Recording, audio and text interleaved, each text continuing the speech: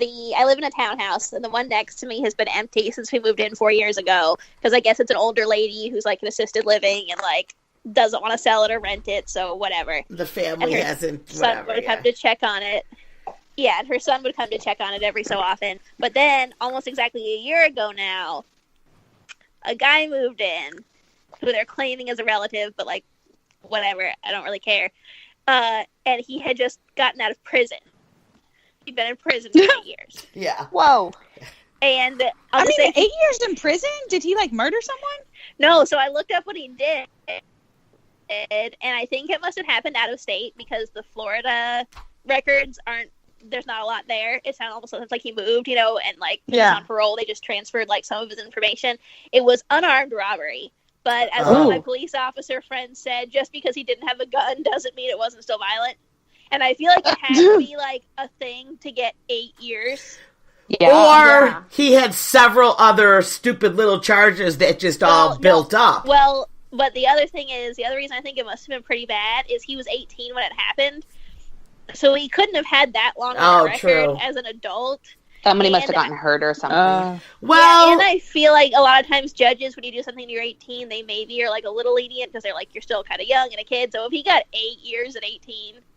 Well, yeah, I mean, who knows? You know, it's so crazy. Someone does something that's not as severe, and they do so much time, and then someone, you know what I mean, who, like, murders someone is out. Like, the whole system, you don't know. Basically, Cindy thinks that this was just, he went in and, like, stole a cupcake and got 8 years. He got 8 years. Nah, but I don't know. I don't want you to be freaked out that you got a murderer next door.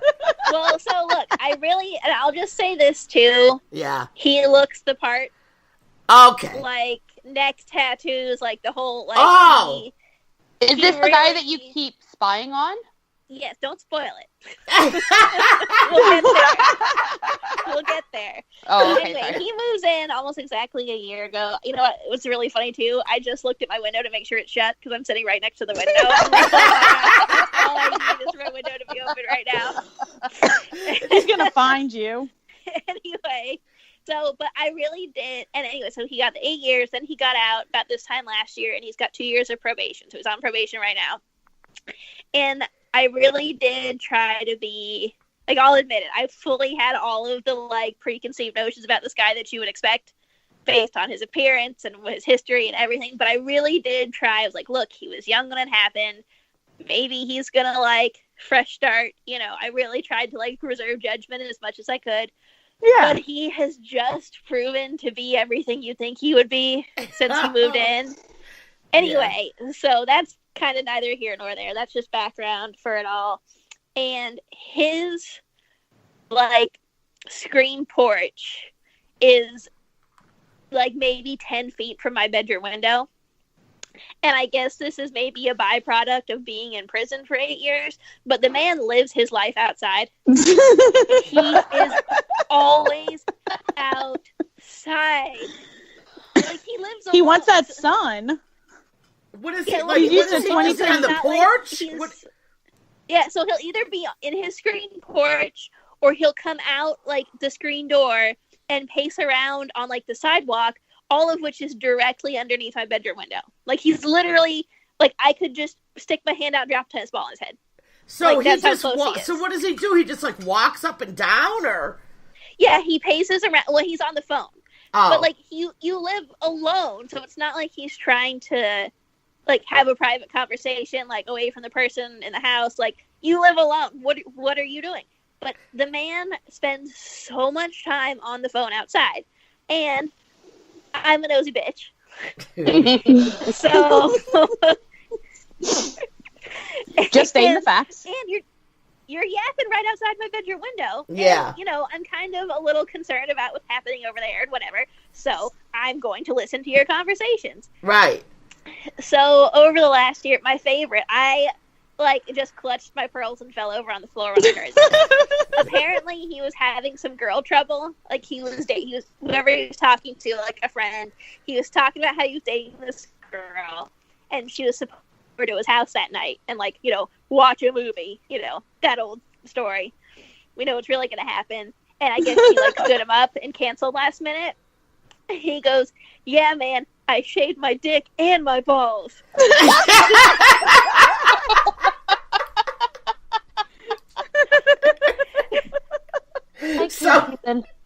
So it's been interesting, all the things I've overheard last year. But then what Jen was talking about, so yeah, I've been spying on him for like a year, but it's hard not to. Like, I'll just be sitting in my bed and I can hear every word he's saying out there. Like, I don't even have to actively spy. But 2 weeks ago, it was like 5 o'clock on a Saturday. There's 3 cop cars and an ambulance outside our building. Oh, boy. And I'm like, what's going on? And I'm watching, and I go out there to talk to the cops. I still don't know exactly what happened, but it involved him. And, but I really wanted to know what it was, right? And so the next morning, Sunday morning, sitting there in bed as usual, and here he comes. He's outside yapping on his phone, and I really want to hear what he's talking about, because I think he was talking about what happened Saturday night, and I want to know. So I go to my window, and I'm like peeking out the curtain, right? And he's sitting on his porch, and it's like kind of shady and like dark because it's screened in. And what I couldn't see is that he was sitting in a chair, like facing me, like facing the building. Oh my God. And he was watching me on the phone. And he looks up at me and he goes, "Are you spying on me?" No! And then you called Mike and we're like, you know what? We have to sell our house. It's time to move! I died right there. I didn't say anything like a weirdo. I just like shut the curtain and ran away. Yeah. And then I was watching him from a different window the rest of the day. And every time he walked to a screen porch, he'd look up at my bedroom window to see if I was still there. I couldn't. And so I was supposed to meet my friend for lunch on Sunday. And I would have to walk. The man wouldn't go inside. He was staying on his patio. And my front door is like right next to his back porch. So I have to walk past it to get to my car, and I couldn't bring myself to do this like an hour later. So I called my friend and I said, "You have to come pick me up." And I like crawled out my garage window out the back of my house. And I couldn't face the guy. Oh my gosh. Have you seen him since? Like, outside? Yeah, but now I park my car by my garage now instead of in front of my house because I can't handle it. I can't believe you got yourself. I can't believe you climbed out the window. And in fact, today I got home from shopping and I was like, I'm going to be brave and park in front of my house and like scurry in. Of course, the minute I pull in, he's coming out to his car, which is right next to mine. And I was like, oh no. And so I just like pretended like I was digging in my purse so I didn't have to make eye contact until he Oh my gosh. Right, so this is my life now. I'm dead. Number one, all right, let me interject my opinion. He probably thinks that you're hot for him, number one. No, he has a girlfriend that lives with him, and well, okay, yeah, you're right. He could still think I'm hot. Yeah. Right. He's mistaken, but he has a girlfriend? Yeah, that lives there. She's been there like maybe 4 or 5 months now. What day did she move in? Oh, I don't know. You're not doing that good of a job spy. And I was waiting for her to say, well, her girlfriend moved in like on the 23rd at like 10 a.m. And she had like 16 boxes. She lives with him because her dad kicked her out because she wouldn't stop dating him. Oh, Lord. How old is she? How do you know that? Because I know everything about the man. He talks about everything outside my window. Oh! Like, I hear all of his conversation. And that was the other thing when he caught me spying. I was like, okay, congratulations. I've been spying for a year. You just got found out. Like, okay. So, did you tell Mike that you were caught spying? So Mike is always friendly with him. Like if we're out like grilling or whatever, and he'll walk by like our patio, Mike will be like, "Hey man, how's it going?" I've really never spoken to him because I'm a weirdo and I like run away whenever I see him. But Mike's like, so I had to tell Mike what happened because like he needs to know about the incident, and he just like sighs. He's like and rolls his eyes. He's like, "I'll go talk to him." I think he's just gonna tell him like, "I'm sorry, my wife's an insane person." No! Are you kidding? He's like, but really, can you not just have your private conversations in the house? She wouldn't spy on you. Well, that's the thing is, like, he's on his own private patio, like, screen porch area. I'm in my own private bedroom window. Like, I feel like I would be in the wrong if I was, like, peeping through his window. But I'm inside my own house.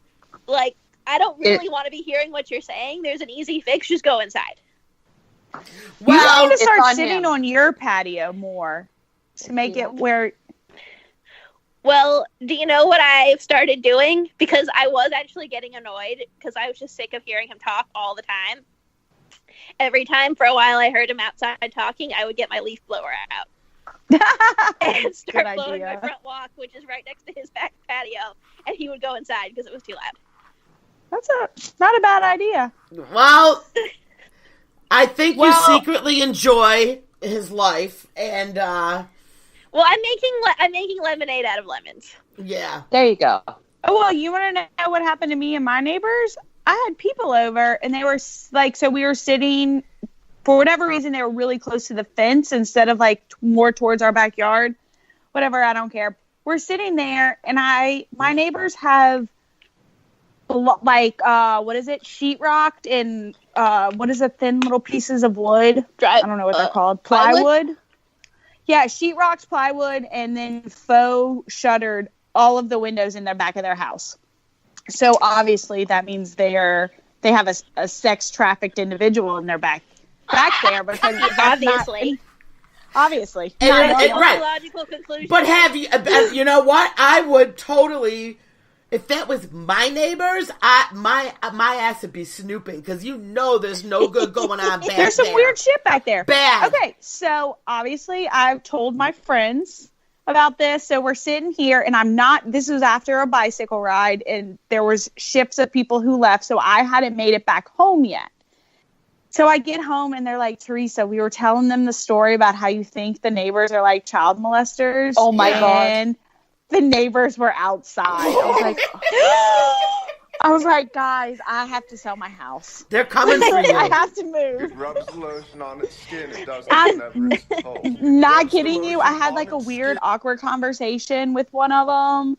Like the man does shift work, so he's only at the house every, like, 2 weeks. Are you sure there's nobody captive in that yard? Have you gone up to, like, when they're not home, I want you to go up to that little shed and go, if you need help, bang 3 times. Because they could be gagged. I'm serious. Like so the way our neighborhood is set up, like, all of the houses are similar. Y'all know you live in a neighborhood where everything's basically similar. Right. So they were like, it's because we had to block out the 2 bedroom windows, which I have the same, like, matching 2 in my bedroom, because it's too hot in there because the way the sun comes in. And I was like, no. So our houses are set up the exact same, and we don't have a tree that they don't have. Our bedroom is the coldest room in the house because of the way the ducts are, and theirs is set up the same way. And I was like, weird. Well, and so it's 2. So I peeked over the fence, and they also have blocked in their bathroom, like the big master bathroom's window. They covered that window too? Yeah. It's not as covered as the other windows, but it's definitely, like, it's half finished. They're doing some weird shit back there. Drugs or something? Something's going on. Yeah, they have some kind of, like, weird sex dungeon or, like, kidnapped people. Like, you need to save somebody. What's the resale value of a house that doesn't have 4 windows are blocked off? Oh, they'll just fix that. They'll just pop that. Yeah, if they were to sell it, I don't think that's an issue. Like, have these people selling it to? Yeah. Have they not heard about blackout curtains? Like, what are we doing here? Yeah, I don't know, but Tearesa, you'll have to keep us updated on that. I don't know. Situation. I got drunk during Halloween, and I made fun of it. The lady was like, I didn't think it was that bad. And I was like, oh, it's totally normal. Sorry. How old are these people? I want some pictures. Like 40. I'll send pictures. Do they seem, like, weird or normal, or? No, they seem totally normal. They're 40. They're from, like, way down the bayou, like, way down. So this is the first time they've ever lived in a neighborhood. So they're So- normal by like swamp standards. Yeah, Yeah. but, like, swamp people standards are completely Yeah, but- normal. Nobody ever thinks the crazy guy